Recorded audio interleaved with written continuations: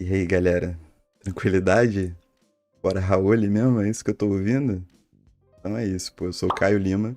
Esse é mais um vídeo exclusivo pro canal do Rede Poderosa com as minhas leituras de agosto, o mês de desgosto.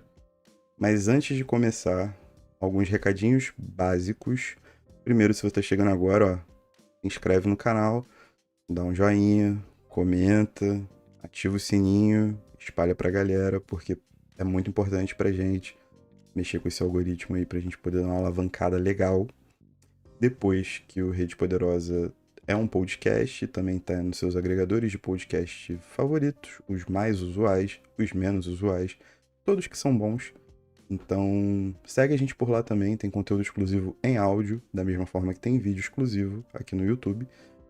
E, se você quiser dar uma moral, se você quiser contribuir com essas locações maravilhosas aqui, você vai lá no Orelo, porque o seu play é remunerado e tem os planos de apoio que financiam a gente, possibilitam a gente dar um up nos equipamentos aqui, né? Então, como primeira locação, eu meti uma cadeira gamer na praia, aqui na praia de casa, né, em Mambucaba, lugar que eu mais amo do mundo. É uma primeira homenagem, né? Tem todo um valor sentimental aí que muito me apetece. Mas a gente vai para cada vez mais longe, a gente vai gravar em vários, a gente vai gravar no espaço. A gente vai gravar na Cidade Perdida de Atlântida.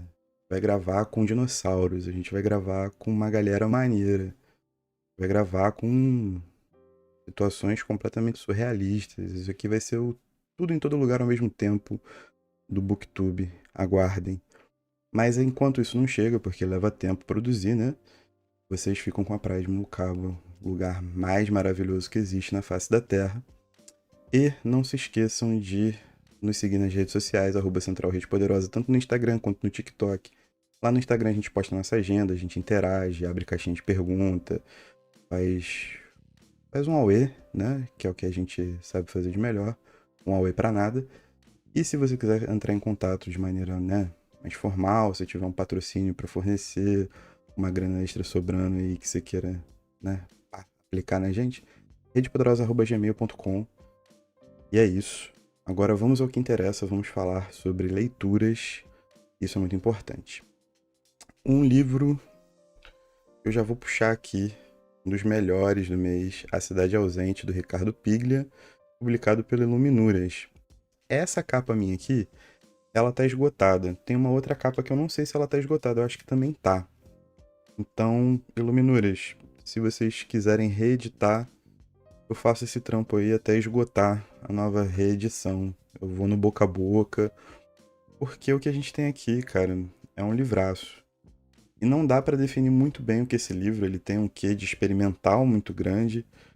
Eu não sei se experimental é a melhor palavra, mas experimental é uma boa palavra, porque ele reúne ficção científica, ele reúne uma espécie de distopia, uma espécie de investigação também, policial, com alguns recortes de dados históricos que aí entremeiam com essa realidade ficcional, toque de não ficção, né, aquela não ficção voltada para reportagem. Então são muitos tons de um autor que ele é essencial para a gente aprender essa literatura contemporânea argentina ou aprender essa literatura contemporânea argentina da virando dos anos 80 para os anos 90, começo dos anos 2000 ali. O Piglia é um dos maiores expoentes inventivos da literatura argentina contemporânea. Aqui no Brasil, né, os diários do Emílio Renzi acabaram fazendo um sucesso estrondoso, publicados pela Todavia. Eu só li o primeiro volume, muito bom também. Mas alguns volumes menores, com uma... não vou falar uma coragem, mas uma experimentação maior, estão na pista. E A Cidade Ausente é um deles, cara.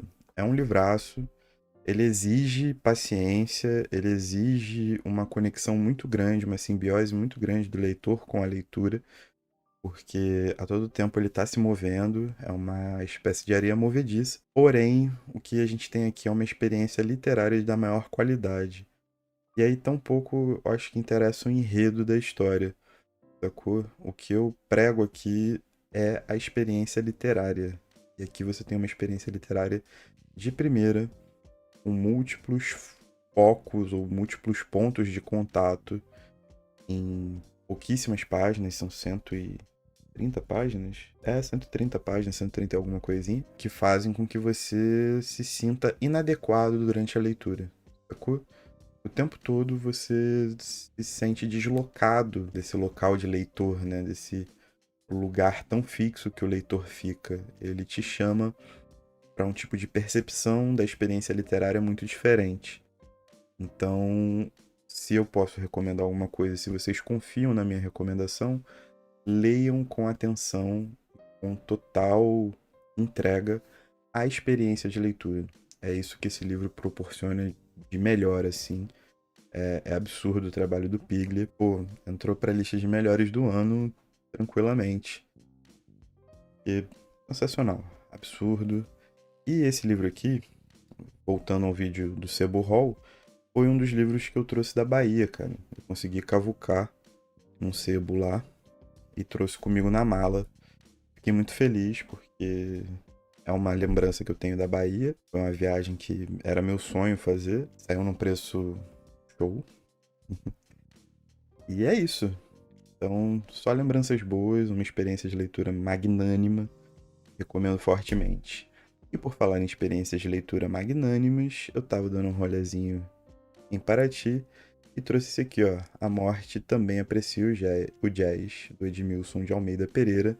Saiu pela Círculo de Poemas, uma parceria da Luna Park com a editora Fósforo. Eu sempre falo Parque Luna, mas é Luna Park. Você tem um fio condutor entre os poemas, ele passa por essa sensação de perenidade da morte, e essa morte muito conceituada em estilos poéticos, em divagações poéticas que fazem alusão e muito à cultura estadunidense, né? Como se o Edmilson de Almeida Pereira tivesse feito uma viagem para os Estados Unidos, e principalmente que é o único lugar que eu tenho vontade de viajar, ou o único roteiro que eu tenho vontade de fazer nos Estados Unidos, que é justamente a rota do jazz, né? Que vai de Nova Orleans até Chicago, se eu não me engano, é uma parada assim. Parece que ele meio que pegou essa rota e ele vai num ritmo frenético, com influências diversas de vários poetas, tanto poetas clássicos quanto poetas contemporâneos e algumas vozes contemporâneas muito, muito fortes. Muito, muito, muito elaboradas, pouquíssimo traduzidas no Brasil, principalmente em portais, né? Portais de poesia tipo Escamandro, que são muito famosos, que tem contribuições do Edmilson, inclusive.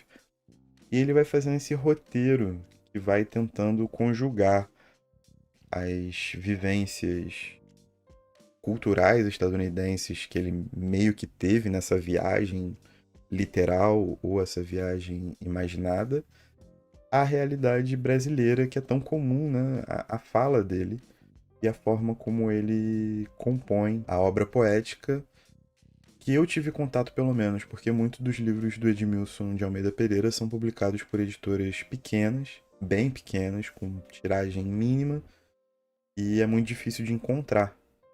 Você tem um compilado que é uma curadoria dele no Poesia a Mais, mas que não tá a poesia completa ali. Essa Poesia a Mais saiu pela editora 34, já é um livro bem mais grossão, né? Mas enfim, aí são divagações sobre o Edmilson.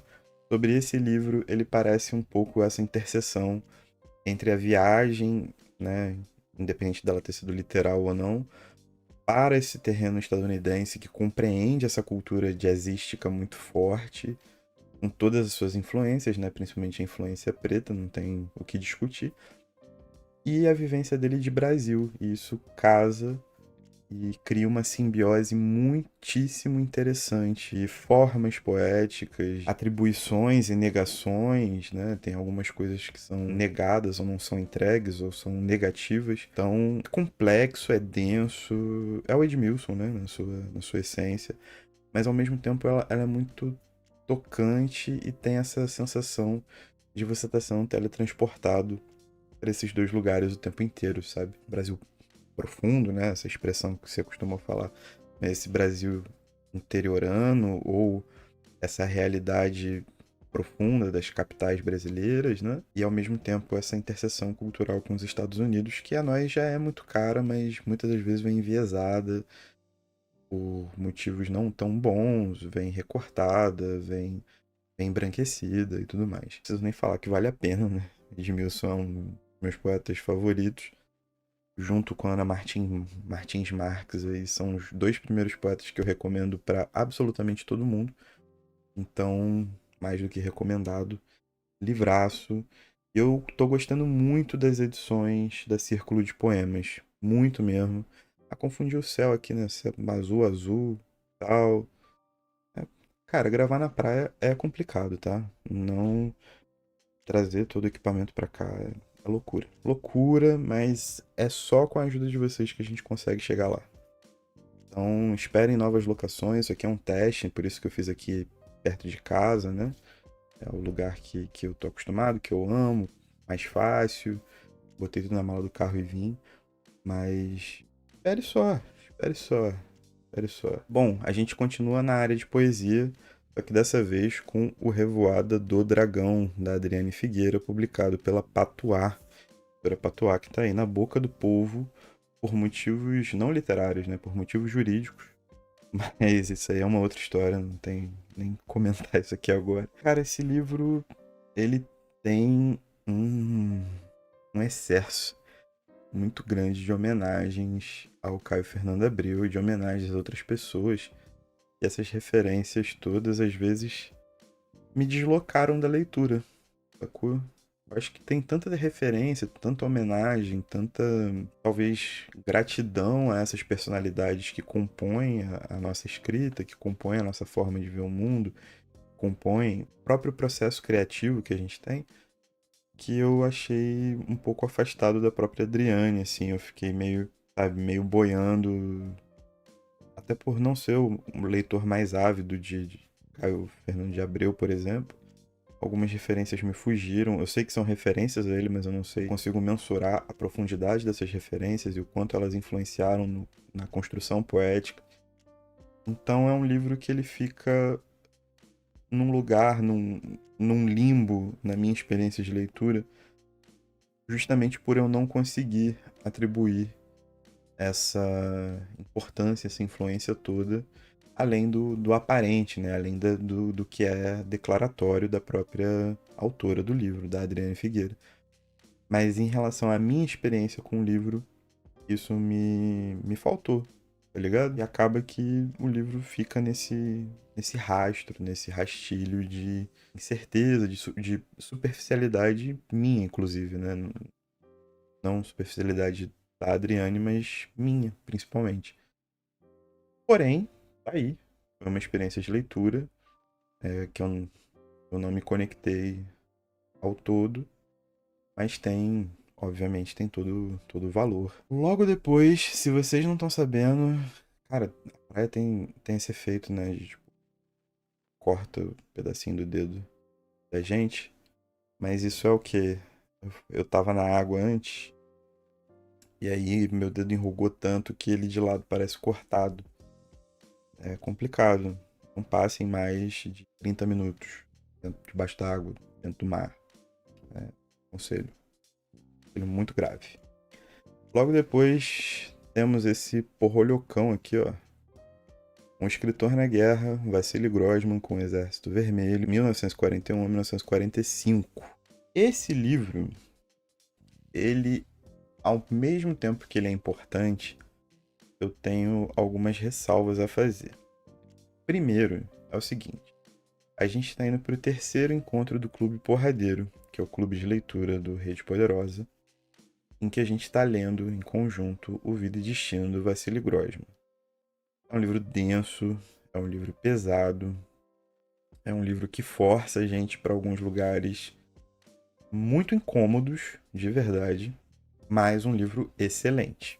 Aí, sem sombra de dúvida, quem estiver participando do clube e estiver vendo o vídeo, pode comentar, até porque ajuda no algoritmo, né? Só que pega? Essas notas, esses registros de diário, eles foram pesquisados pelo Bivor e por mais uma outra historiadora, Luba Vinogradova. É isso. E eles foram organizados de forma que o Bivor dá um contexto para as entradas e solta esses excertos. E aqui nós não temos a completude dessas entradas, mas o que o Bivor e a Luda reuniram e decidiram utilizar, tanto de, de entradas de diário como de textos crônicos, algumas cartas, alguns documentos, cartas, relatórios, declarações de terceiros. E aí vem um primeiro problema. Além de você não ter integralidade dessas notas, o Beaver, quando ele tenta dar um contexto, tudo parece muito mal encaixado. Ele tenta dar um ar de dramaticidade para além do que a situação já é dramática. Pô, o cara tava cobrindo a Segunda Guerra Mundial, no meio do ataque nazista, no meio da invasão nazista à União Soviética. Se isso já não for drama suficiente, eu não sei mais o que é. Sabe qual é? Ele ouvindo histórias do front, ouvindo histórias de familiares, ouvindo histórias de oficiais, ouvindo histórias de enfermeiros, médicos, motoristas, coveiro, tipo, absolutamente todo mundo. Ele conversava com todo mundo, ele registrava todo mundo. E essas pessoas também tinham alguns registros, principalmente os oficiais, né? Tinham muitos registros, muitas entradas possíveis de consulta. E aí você tentar dar um drama a mais e você tentar criar um contexto maior do que as próprias entradas de diário tornou a leitura muito incômoda.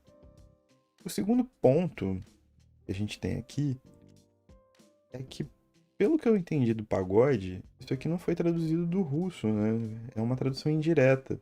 E logo no primeiro parágrafo da nota da tradução, o Bivor e a Luda, né, assinam em conjunto que algumas construções da língua russa seriam completamente modificadas quando passadas para o inglês estadunidense, que eles optaram por ainda enxugar mais algumas coisas, principalmente em questões de relatórios e reportes entre oficiais, porque existe uma questão mais formal, mas aí eles também resolveram manter alguns registros para preservar uma certa poética, né? Certa não, uma poética que a escrita do Vassili possui. E aí que você tem o grande problema, né, de você ter uma tradução da tradução. Tem uma tradução do russo para o inglês e do inglês para o português.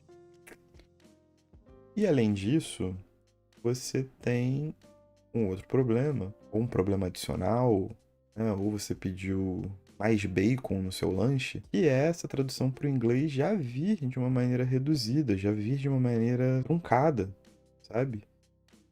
E aí, por mais que, pô, jamais vou retirar a autoridade e a competência do tradutor, que é o Bruno Cassotti, mas por mais que ele tenha feito um bom trabalho em tentar resgatar essa poética, em tentar deliberar com o material que ele tinha em mão, a gente já sai perdendo, né, pela tradução da tradução e ainda sai perdendo porque você pediu mais bacon no lanche, né? Essa tradução já veio meio quebrada.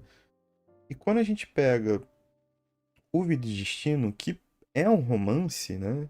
Ele é construído como um romance, mas sendo traduzido do russo, a gente percebe essa poética, esse vigor, essa força da literatura do Vassili.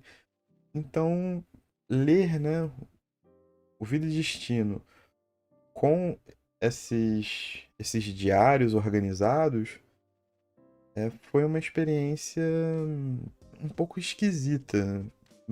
Me deu uma sensação de falta. E juntando com essa questão do Bivor tentar pesar algumas situações mais do que elas já são pesadas, ele não precisaria entregar mais contexto do que as próprias entradas de diário, as próprias cartas, etc., já davam, sabe? Ele não precisaria empurrar mais questões, ele não precisaria aumentar, criar um panorama maior do que é a guerra, porque quem está interessado nesse livro são pessoas que estão interessadas no depoimento do Vassili. Sabe qual é? Então, é isso. Noves fora tudo isso, é, até o momento, o único registro biográfico do Vassili em português, porque existe uma biografia dele, só que está traduzida por inglês, por espanhol, sei lá, para o alemão, para o russo. Não chegou no Brasil ainda. Então, vamos esperar chegar, porque também ele tem uma história de vida curiosa, cheia de reentrâncias aí que eu gostaria de descobrir e que esses diários aqui também não elucidam ao todo, né? E nem o prefácio do Irineu Franco Perpétuo, apesar, logicamente, de toda a competência do Irineu Franco Perpétuo. Então, além de um escritor na guerra, o Sol faz isso com as letras verdes, tá, gente? Muito cuidado ao usar verde no Sol, tá? Eu li, né, o que a gente tinha se proposto até o encontro, o segundo encontro. Foi até a página 448, acho que foi isso, do Vida e Destino. Então fica casado, né? Um escritor na guerra, mais essa leitura do Vida e Destino. E aí eu fui para uma releitura. Eu já li, ó, muitos anos atrás, que foi Olhos d'Água, da Conceição Evaristo.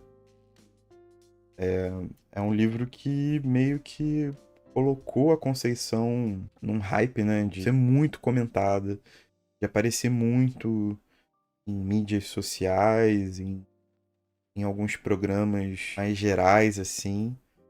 E o que a gente tem aqui é uma potencialidade muito grande de contos bastante realistas e que assumem um caráter muito popular, sabe qual é? Não só pelo conteúdo das histórias, mas pela forma como elas são escritas. Existe um exercício de empatia e um exercício de tornar essa literatura uma literatura que não é fácil, não são contos fáceis. Alguns contos aqui eles são muito imbricados na sua construção, no seu fazer literário, na própria forma como brincam com a realidade, como jogam, como dissimulam, né? Alguns narradores são bem dissimulados e acabam arrastando a gente para alguns lugares que são incomuns à moral da história ou aquilo que a história tem para passar de mais valioso, ou as histórias, né, ou os contos, mas eles são contos populares, eles são contos que estão abertos a leitores qualquer nível de experiência, eles são uma porta de entrada para o que há de melhor na literatura da Conceição Evaristo, que possui uma vastíssima gama de publicações e constrói romances complexos, que tem uma mecânica mais desenvolvida do que contos de 5, 6, 7 páginas, né? Mas eles são essa porta de entrada, eles são esse convite a um mergulho no que há de melhor da literatura brasileira contemporânea também, cara. Eu acho que fazer isso com o próprio fazer literário, moldar um livro inteiro com contos que funcionem dessa forma, em conjunto, né? Um livro de contos, ele, para mim, né? Eu não tô. A teoria da minha cabeça, não estou baseando em nenhum estudioso de literatura para falar isso, mas eles precisam se comportar como contos, né? Eles não precisam seguir uma linha reta, mas eles precisam, de alguma forma, parecer uma unidade de contos, algo que faça sentido como conto. Não sei se isso fez sentido agora, mas na minha cabeça está fazendo. E esse livro tem isso. É uma belíssima mostra, uma porta de entrada real para o que há de melhor da literatura brasileira contemporânea, escrita por mulheres, escrita por pessoas pretas, escrita por pessoas periféricas, sobre pessoas periféricas. Sabe qual é? Então, é isso. Assim, a Conceição já merecia ter sido homenageada de Flip, e se a Flip deixasse de homenagear morto, né, o que parece que não vai acontecer, nunca. Já merecia estar na BL, merece, na verdade, né? Todas as honrarias possíveis. O comentário aqui é só a fim de enaltecer o trabalho que ela faz, porque é um trabalho de vanguarda mesmo, um trabalho de muita responsabilidade, de muita segurança e um trampo extremamente desafiador também. Então, Olhos d'Água. Excelente, excelente. Foi uma excelente releitura. Eu gostei muito mais do que quando li da primeira vez, inclusive. E aí, a gente falou em Flip, né? Falou em Flip? Toma. Aqui, ó. Poder da praia aqui, vazando tudo. E, e esse livro temático com mar aqui? Se abaixar? Ah, se abaixar fica normal. Tem que fazer a brincadeirinha. Livrinho coqueirinho. Porra, tecnologia muito maneiro, mano. Tô me divertindo muito com isso. Enfim, Parque Industrial da Pagu, homenageado da Flip desse ano. Eu já tinha lido Parque Industrial há muitos anos atrás, há mais de uma década atrás. Eu já não me recordava de muita coisa do livro. E eu quis ler porque ela é homenageada da Flip. Muito do conteúdo sobre literatura que vai girar a partir de setembro, provavelmente, vai ter o nome de Pagu envolvido. E isso volta pra gente como produtor de conteúdo, direto ou indiretamente. Então, eu tô meio que vacinado. Eu fui me vacinar, eu fui ler Pagu, eu tô com autobiografia precoce aqui também.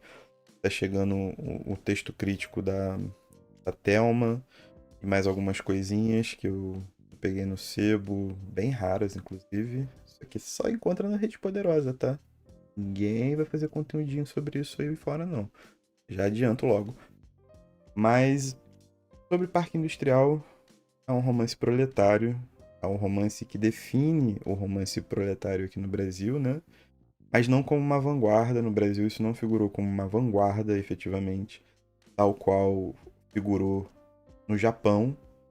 E a gente fez um episódio sobre Kaniko-sen aqui que ficou muito bom em maio. Então ouçam esse episódio sobre Kaniko-sen. É um livro que ele tem elementos muito interessantes. Ele narra a vida de múltiplas pessoas em São Paulo, um período de industrialização forçada, em que a classe operária começa a existir, começa a se desenvolver, e você vê áreas e regiões mais pauperizadas, superlotadas de pessoas buscando uma vida, né? Uma ascensão, uma forma de sobreviver, e como tudo isso perpassa pelo sistema econômico vigente, por como essas camadas, né, essas classes se comunicam, se degladeiam e se movem à força do tempo. É um romance que ele é muito perspicaz em algumas observações que faz.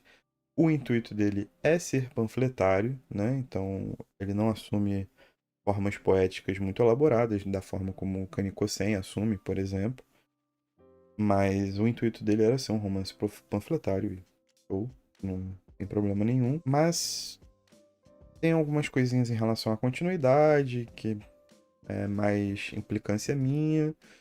E um livro que ele faz parte da história do romance brasileiro no século XX.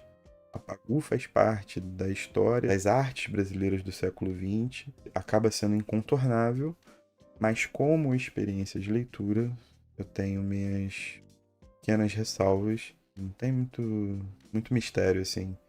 A gente vai ter que passar por Pagu para compreender o que foram as primeiras décadas do século XX no Brasil em relação à literatura, em relação ao fazer literário. E aproveitem a experiência. Quem vier para Flip, fala comigo. Sempre vou estar com uma cachaçinha pronta para ser servida e com muito pouco saco pra gente chata. Então, se você for chata, não cole comigo. Se você for chato, não cole comigo. Eu não quero colar com você. De outros casos, só colar comigo, que vai ter cachaça, vai ter discussão sobre literatura, discussão sobre outras amenidades. Talvez o chroma aqui arrumado. E é isso. Pagu. Finalmente eu terminei isso aqui, ó. Narrativas do Espólio, do nosso mago Franz Kafka. Eu venho me arrastando com essa leitura desde o começo do ano. Não me arrastando no sentido de me arrastar, propriamente dito.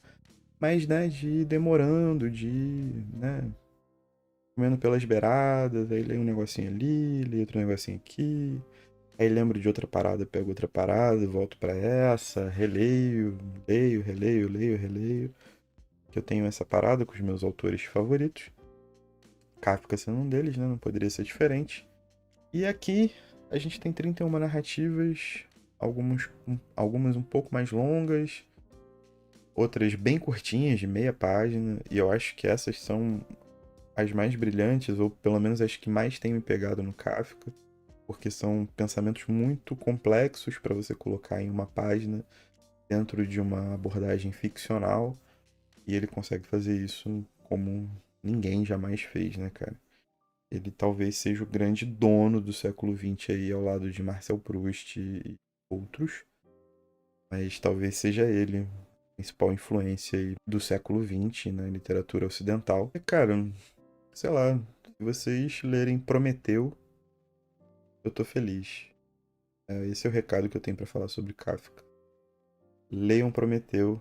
Se vocês não se sentirem impelidos a ler mais coisas do Kafka a partir de Prometeu, continua lendo Prometeu até começar a ler Kafka real. Beleza? É isso.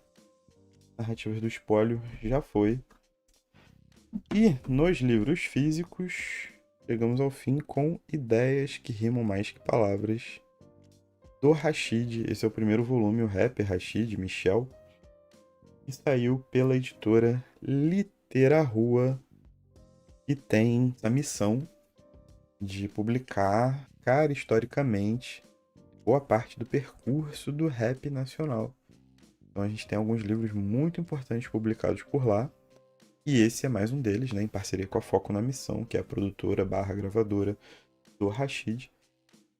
E aqui, o Rashid pega suas obras, músicas, discos e começa a destrinchar, dando significado a isso, mas não colocando o significado das rimas em si, mas do que fez com que ele confeccionasse essas rimas, né? Que torna ainda mais importante qual o sentido que é atribuído a cada rima que saiu, além, obviamente, do próprio sentido da rima ali, da própria referência que ele fez, do próprio jogo de palavras, etc.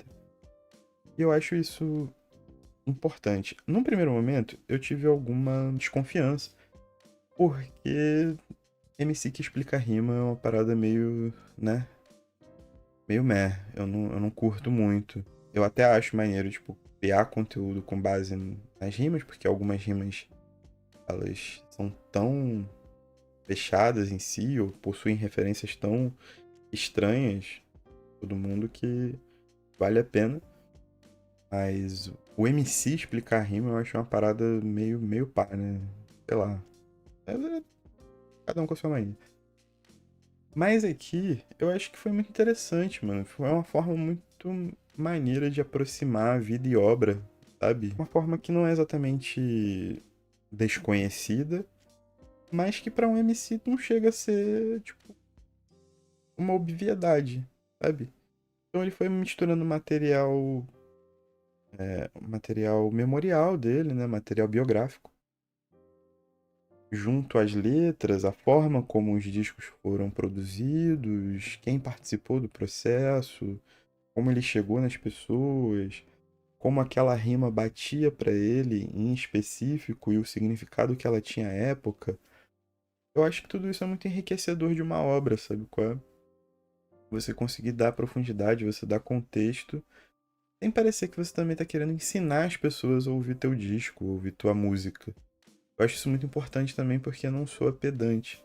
Eu acho que o Rashid ele tem essa capacidade muito forte, muito interessante, muito prazerosa, inclusive, de explicar o raciocínio dele, de colocar em prática o raciocínio dele, colocar em palavras, sem parecer que tá te dando uma lição de moral, sem parecer que, pô, tá ali ensinando como viver, como ler, né? Como comportar, etc. Eu acho que a gente não tá falando de um dogma, a gente tá falando de uma cultura. E o Rashid é um dos maiores MCs do Brasil na atualidade. Tem o seu lugar cravado na história, obviamente. De mais a mais, consegue fazer isso sendo uma pessoa extremamente ativa, extremamente respeitosa para com a cultura hip hop e para com seu público. Sabe qual é? Então é por isso que ele tem um sucesso tão longevo. É por isso que ele produz e escreve cada vez melhor. É um cara que não para de estudar, não para de aprender, se reconhece eterno lugar de aprendizado, de troca sincera para com seus pares, para com o seu público, para com as pessoas que ele vem a ter que conquistar no caminho, né? Conquistar, né? Cativar. Então, esse livro é mais uma amostra do que o hip hop é capaz de fazer, dentro da literatura, inclusive, Isso é um ponto que eu defendo muito e trabalho com isso há muitos anos, há mais de uma década, né? Então, fiquei muito feliz com esse livro do Rashid. Espero ansiosamente pelo volume 2 e conheçam tanto o trabalho do Rashid quanto o trabalho da Literarua.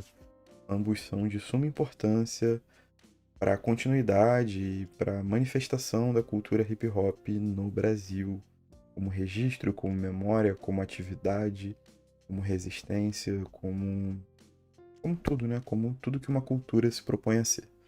Beleza? E vai aparecer a capa em algum lugar aqui do céu, né? A gente tem um céu azul anil. E o verão em Mambucaba é assim, gente, pra quem não sabe. Beleza? Eu li pro desafio do mês O Belo Mundo Onde Você Está, da Sally Rooney. E assim, dos desafios, esse é o quarto livro. Foi o melhor livro que eu li. Então a gente tem uma perspectiva ok. Significa que ele é bom? Não, não significa que ele é bom. Eu acho que ele tem erros muito grandes de continuidade. Ele tem erros muito grandes de intenção mesmo. O livro intenciona alguma coisa que ele não consegue construir, não consegue desenvolver. E, pô, é isso. Pelo menos a Sally Rooney é uma escritora. Não é o melhor livro dela. Com certeza, esse não pode ser o melhor livro dela. E eu espero realmente que não seja. 3, 2, 1 gravando. E vocês conferem tudo o que eu acho do livro. Não sei se tudo o que eu acho do livro, mas o que eu consegui pensar na hora no vídeo do desafio que saiu há umas 3 semanas atrás, mas que tá aí, beleza? E eu acho que é isso. Mais de 40 minutos falando. O sol já tá a pino aqui, pô, já tô derretendo. Tá vendo? Tô ficando até mais, pá, mano, moreno, pá. Pô, volto de uma nova locação para vocês continuarem incentivando a gente a produzir conteúdo. Se liga na nossa, porque a gente tá de rolê pelo mundo. Tô de rolê pela minha rua, de olho no mundo, como já diria BK, hein? Isso aqui é clássico. Isso aqui é só pra quem é, só pra quem conhece. E se você curtiu, deixa o seu joinha, obviamente, deixa o comentário, ativa o sininho, se inscreva no canal, nos siga nas redes sociais, Central Rede Poderosa. For uma parada mais desenrolada, redepoderosa.gmail.com. Segue a gente no seu agregador de podcast favorito. E até a próxima. Tchau.